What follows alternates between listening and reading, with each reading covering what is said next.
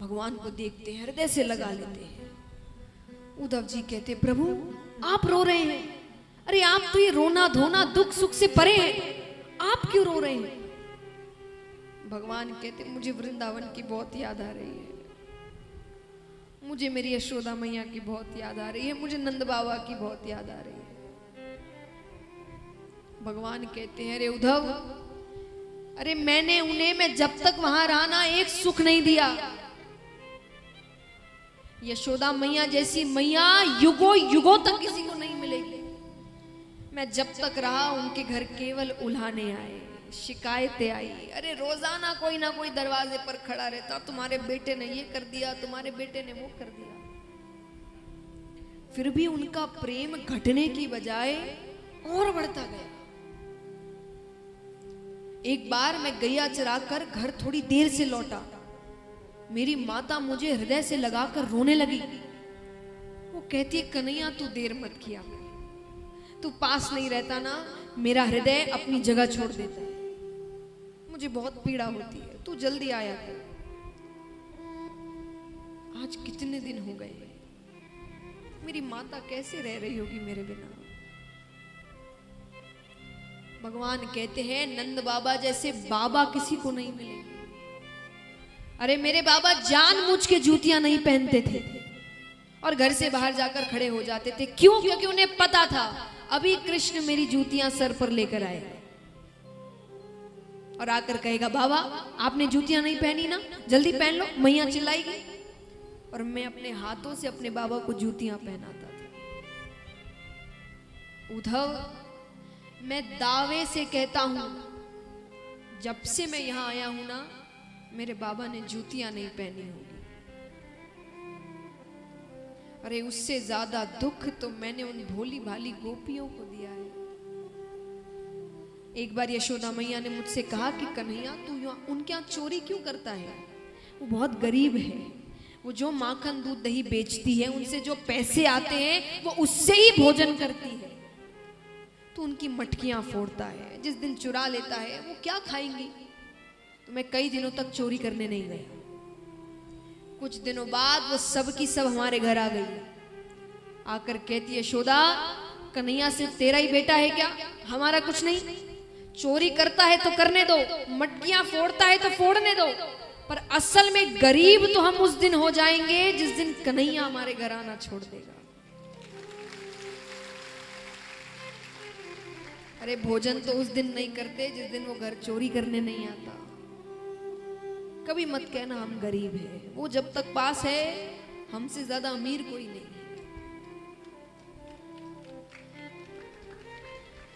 भगवान कहते हैं, उससे भी ज्यादा दुख मैंने अपनी राधे को दिया है। कितना प्यार किया उससे, मैंने सबसे ज्यादा दुखी उसे दिया। भगवान कितनी देर तक राधे राधे राधे कहकर रोने लगे। सोचिए यहाँ कितने हैं जिनकी आंखों में आंसू आ गए हैं। उद्धव जी पर इतना सा भी असर नहीं पड़ा। उद्धव जी कहते, प्रभु इतना ही था तो आप उन अनपढ़ गवार ब्रजवासियों को ज्ञान से समझा सकते थे। अनपढ़ गवार। भगवान कहते, तुम्हें कैसे पता वो अनपढ़ है? वो कहां गुरुकुल गए होंगे, उनका काम तो दूध दही बेचना है। भगवान कहते, ऐसे तो मैं भी एक ही वर्ष गुरुकुल गया, एक वर्ष में कोई कितना सीख लेगा?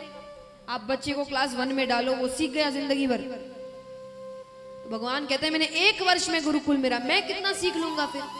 उद्धव जी कहते, अरे प्रभु ज्ञान की शुरुआत ही आपसे होती है, आप ही ज्ञान है। भगवान समझ गए ये मौका अच्छा है।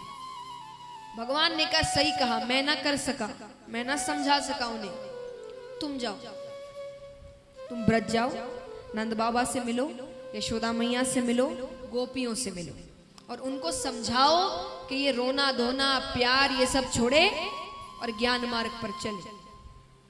अब उद्धव जी को इतना भरोसा है अपने ज्ञान पर, उन्होंने कहा ठीक है। भगवान ने कहा पर वस्त्र बदल के जाओ। भगवान ने उन्हें अपना पीतांबर दिया, अपना मुकुट दिया, अपने कुंडल दिए। उद्धव जी ने कहा इन सब की क्या जरूरत, बोले इनके बिना बात करना तो दूर, कोई तुम्हें देखेगा भी नहीं।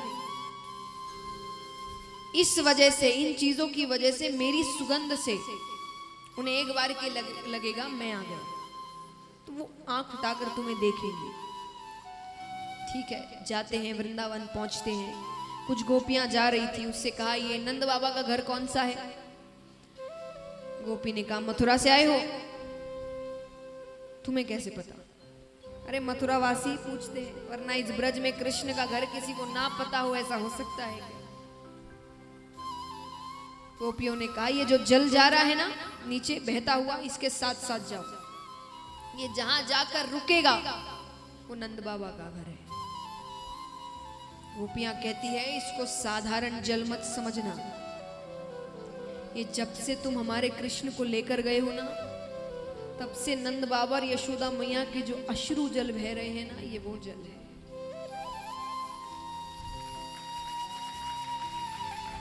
सब कुछ तो लेकर चले गए, क्या लेने आए हो?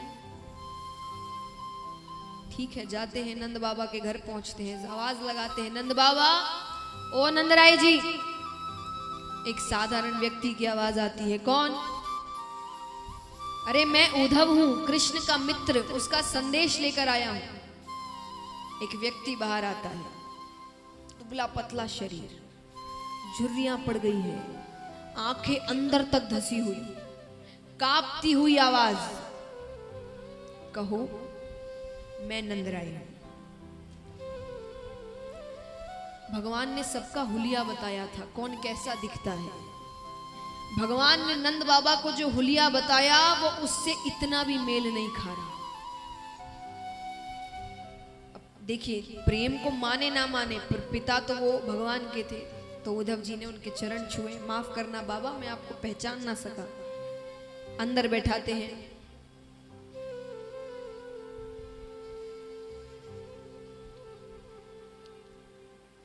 अंदर बैठाते हैं। नंद बाबा ने कहा बैठो, मैं कुछ भोजन लेकर आता हूं, घर पर नहीं है। नंद बाबा गए तो उद्धव जी ने रसोई घर की तरफ देखा, रसोई घर में जाले पड़ गए हैं, मानो जब से कृष्ण गया है तब से उस घर में खाना नहीं बना। भोजन कराते हैं, फिर बाबा ने कहा आराम करो। उद्धव जी कहते अरे बात नहीं करोगे क्या? मेहमान बनकर थोड़ी आया हूं, मैं बात करने आया हूं, कुछ संदेश लेकर आया हूं। नंद बाबा बैठते हैं, कुछ कहे इससे पहले यशोदा मैया आती है, पहली नजर उद्धव जी पे पड़ती है, जोर से भागती है, अरे कृष्ण तू आ गया। नंद बाबा कहते हैं वो कृष्ण नहीं है, उसका मित्र है, संदेश लेकर आया है, संदेश लेकर आया है। मैया कहती है वो जब छोटा था ना, वो रोता था तो मैं बड़े से बड़े काम को छोड़कर उसे गोद में ले लेती थी कि वो रोए ना, वो दुखी ना हो बस। आज उसकी माता कब से रो रही है, वो आ नहीं सकता, मित्र को भेजा है। उद्धव जी कहते मैया कृष्ण को खुदगर्ज मत समझना, अरे वो आप सबको बहुत याद करता है। मैं जब यहाँ आ रहा था ना तो देवकी माता ने मुझसे कहा कि यशोदा से जाकर कहना कि यशोदा धन्य है तेरे लालन पालन को। लेकिन जब वहां भगवान रह रहे थे ना तो एक बार देवकी माता ने बातें की थी यशोदा मैया से। तो देवकी माता कहती तुमने कहा था कि तुम्हारा बेटा बहुत चंचल है, दिन भर भागता दौड़ता रहता है, खेल कूद करता रहता है, पर यहां तो घर से बाहर पैर नहीं रखता। अरे चंचल तो दूर की बात, मैंने उसको आज तक मुस्कुराते हुए नहीं देखा कि कृष्ण मुस्कुराता कैसे। तुमने कहा था वो खाने पीने का बड़ा शौकीन है, तुम उसे दिन में 8 बार भोजन करवाती हो। एक दिन मैंने उसके लिए गौरस से बनी एक मिठाई बनाई, जो कृष्ण थाली को हाथ जोड़कर बैठता था वो उस दिन थाली छोड़कर चला गया। जाकर कहता है देवकी माता से कहना मेरी थाली में गौरस से बनी कोई मिठाई ना रखे। मुझे यशोदा मैया की याद आती है, मुझे मेरे ब्रज की याद आती है। यशोदा मैया इससे ज्यादा सुन ही ना सकी, मूर्छा को प्राप्त हो गई। नंद बाबा उन्हें अंदर सुला देते। नंद बाबा कहते ये इतनी ही देर आराम करती है जब तक मूर्छा को प्राप्त होती है।